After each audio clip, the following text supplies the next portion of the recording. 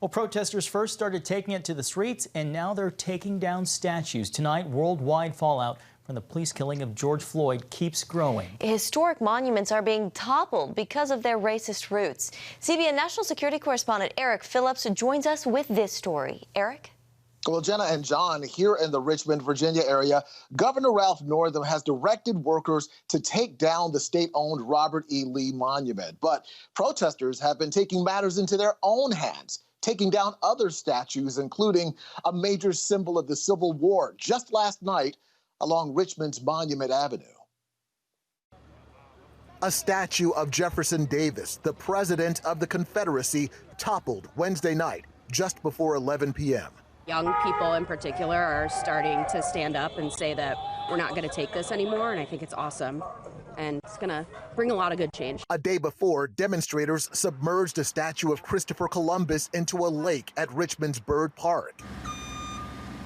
The Robert E. Lee Monument is next, but this one will be done professionally if protesters can prolong their patience. I am directing the Department of General Services to remove the statue of Robert E. Lee as soon as possible.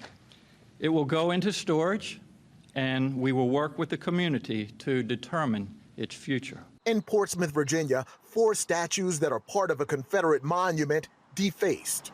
Other monuments in Minneapolis and Houston, Texas, torn down or defaced. The movement even reaching Capitol Hill, where House Speaker Nancy Pelosi is calling for the removal of nearly a dozen Confederate statues from the halls of Congress. President Trump taking a different stance, saying no to renaming military bases named after Confederate soldiers, such as Fort Bragg in North Carolina and Fort Benning in Georgia, even though top military leaders are open to the idea. The White House press secretary reading a statement directly from the president. My administration will not even consider the renaming of these magnificent and fabled military installations.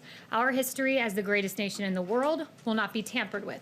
Respect our military. Meanwhile, we've not only seen perceived symbols of racism coming down domestically, but also internationally, like in Bristol, England. We cannot afford politicians that refuse to understand the populations that they've been tasked with leading. Otherwise, you end up with a Trumpian approach, which is all about dominating and militarizing your streets. And from NASCAR, a major sport born in the South, moving to ban the use of the Confederate flag. That's a symbol of hate, and it brings back so many bad memories, signs of oppression from way back when, and it just, there's no good that comes with that flag. And that's the message we're trying to get across. And John and Jenna, it's a clarion call around the world that there is a movement that is gaining, not losing strength.